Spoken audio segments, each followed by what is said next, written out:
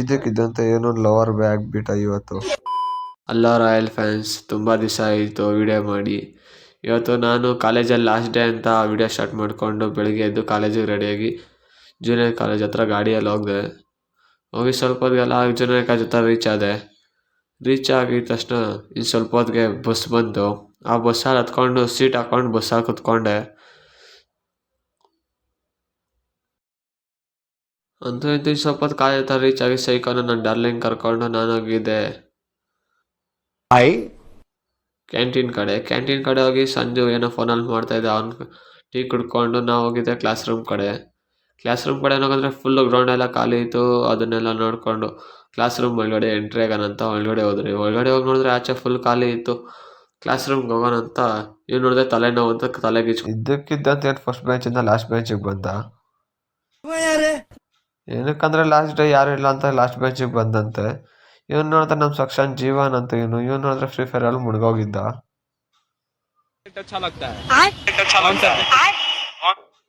ಅದನ್ನೆಲ್ಲ ನೋಡ್ಕೊಂಡು ಕ್ಲಾಸ್ ಕಡೆ ನೋಡಿದ್ರೆ ಈ ಸ್ವಲ್ಪ ಹೊತ್ತಿಗೆ ಸೋಡಾ ಓಡೆ ಬಂದ್ಬಿಟ್ಲು ನಮ್ಮ ಹತ್ರ.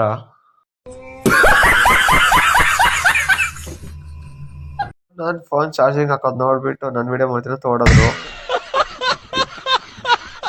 ಇವತ್ತು ಇವನು ಲವರ್ ಬಾಯ್ ಆಗಿದ್ದ, ಏನಂತ ಗೊತ್ತಿಲ್ಲ ಮ್ಯಾಟ್ರ್ ನನಗೆ. ಹೇಳಕ್ಕೂ ಒಂದಿದೆ ಬಾಯಿದೆ ಅಂತ ಏನ್ ಬೇಕಾದೇನ್ ಬೇಡದ ಸತ್ಯ ಹೇಳ್ರಿ. ಇಲ್ಲಿ ನೋಡಿದ್ರೆ ಇವಳು ನನ್ನ ವಿಡಿಯೋ ಮಾಡ್ತಂತ ಡ್ಯಾನ್ಸ್ ಆಡ್ತಾ ಇದ್ಲು. ಅದನ್ನೆಲ್ಲ ನೋಡ್ಕೊಂಡು ಕ್ಲಾಸಿಂದ ಆಚೆಗೆ ಬಂದೆ. ಕ್ಲಾಸ್ ಮುಗಿಸ್ಕೊಂಡು ಆಚೆ ಹೋಗ್ಬೇಕಂದ್ರೆ ನಾನು ನಮ್ಮ ಫ್ರೆಂಡ್ಗೆ ತಗೊಂಡು ಗ್ರೌಂಡ್ಗೆ ಹೋದೆ. ಮತ್ತೆ ಹಿಂಗೆ ಗ್ರೂಪಲ್ಲಿ ಮೆಸೇಜ್ ಹಾಕೋರು ಅಂತ ಕ್ಲಾಸ್ ಒಳಗಡೆ ಹೇಳ್ಕೊಂಡು ಹೋದ. ಆ ಕ್ಲಾಸ್ ಏನೋ ಅರ್ಥ ಆಗಿಲ್ಲ ನನಗೆ. ಅಲ್ಲಿ ಏನ್ ಮಾಡ್ತಾರೆ, ಇದೇನ್ ಬರೀತಾರೆ, ಇದೇನಿಕ್ ಹಿಂಗೆ, ಇದೇನು ಹಿಂಗೆ ಕಾಣಿಸ್ತಾ ಇತ್ತು, ಹಿಂಗೆ ನಾನು ನೋಡ್ತಾ ಇದ್ದಿದ್ದು ನಾನು. ಅದನ್ನೆಲ್ಲ ನೋಡ್ಕೊಂಡು ನಾನು ಶಿಸ್ತಾಗಿ ಕಾಲೇಜ್ ಬಿಟ್ರು ಅಂತ ಬಸ್ ಸ್ಟ್ಯಾಂಡ್ ಕಡೆ ಹೋದ್ರೆ ನನ್ನ ಮಕ್ಳು ಕೈ ಮೇಲೆ ಕೈ ಹಾಕೊಂಡು ಹೋಗ್ತಾ ಇದ್ರು. ಇನ್ನು ಸ್ವಲ್ಪ ಮುಂದೆ ಹೋದ್ರೆ ಫುಲ್ ಟ್ರಾಫಿಕ್ ಇತ್ತು. ಆ ಟ್ರಾಫಿಕಲ್ಲಿ ನನ್ನ ಉರುಗಿಸ್ತಾ ಇದ್ರಿ ಇಬ್ರು ಸೇರಿ. ಕ್ಲಾಪ್ಸ್ ಹೊಡ್ರಿ, ಸುಮ್ಮನೆ ಕೂತಿರಲ್ಲ.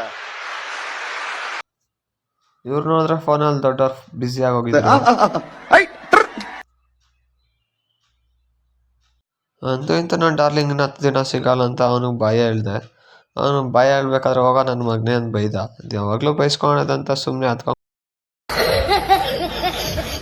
ಅದಕ್ಕೆ ಹೋಗ್ಬಿಟ್ಟು ಬರ್ತೀನಿ ನನ್ನ ಬಾಯಿ ಮಚ್ಚ ಅಂದ್ರೆ ಅವ್ನು ರಿಯಾಕ್ಟ್ ಆಗಿಲ್ಲ. ಆದ್ರೂ ಇನ್ನು ಸ್ವಲ್ಪ ಬಸ್ ಇಲ್ಲಿ ನೋಡಿದ್ರೆ ಬಾಯಿ ಮಾಡ ಮಚ್ಚ ಅಂದ್ರೆ ಹೋಗ ನನ್ನ ಮಗನೇ ಫಸ್ಟ್ ಅಂತ ಬೈದ್ಬಿಟ್ಟ. ಆಯ್ತು, ಆಮೇಲೆ ಅವನು ಹೋಗ ನಡಿ ಅಂದ್ರೆ ಬಸ್ ಅಂದಿಯಲ್ಲ ನಂಬಿಟ್ಟು ನನ್ನ ತಕೊಂಡು ಹೋದ. ಈ ಒಂದು ಅದ್ಭುತವಾದ ಕ್ಷಣಕ್ಕೆ ಭಾರತವೇ ಸಾಕ್ಷಿಯಾಗಿ ಬಾಯಿ ಹೇಳೋ ನನ್ನ ಮಚ್ಚ ಅಂದ್ರೆ ಹೋಗ ನನ್ನ ಮಗನೇ ಅಂತ ಬಾಯಿ ಮಾಡ್ದ. ಇನ್ನು ದಿನ ಹಿಂಗ ನನ್ನ ಫ್ರೆಂಡ್ಸ್ ಮಿಸ್ ಆಗ್ತೀನಿ ಅಂತ ನಾನು ನಮ್ಮ KSRTC ಬಸ್ ಸ್ಟಾಪಿಗೆ ಬಂದು ಕುತ್ಕೊಂಡಿದ್ದೆ. ಏನಂದ್ರೆ ನನ್ನ ಮಚ್ಚಗಳಿಬ್ರು ಬಸ್ ಹತ್ಬಿಟ್ಟು ನಾನು ಮನೆಗೆ ಹೋಗ್ಬೇಕಂತ ಬಸ್ ಹತ್ತ ಹೋಗಿದ್ದೆ. ಬಸ್ಸಿನ ಸ್ವಲ್ಪ ಬಸ್ ಬಂದಂತ ಬಸ್ ಹತ್ಕೊಂಡು ಕುತ್ಕೊಂಡೆ. ಆಯ್ತು, ಆಮೇಲೆ ಇಂಥ ಚಿಕ್ಕಬಳ್ಳಾಪುರ ಬಂದಂತ ಮನೆಗೆ ನಡ್ಕೊಂಡು ಹೋಗ್ತಾ ಇದ್ದೆ. ಇದೇ ತರ ಸಪೋರ್ಟ್ ಮಾಡ್ತಾ ಇರಿ ಗೈಸ್. ಇನ್ಸ್ಟಾಗ್ರಾಮಲ್ಲಿ ಫಾಲೋವರ್ ಆಗಿ ಮತ್ತು ಯೂಟ್ಯೂಬ್ ಚಾನಲ್ಗೆ ಸಬ್ಸ್ಕ್ರೈಬ್ ಮಾಡಿ ಗೈಸ್. Bye guys.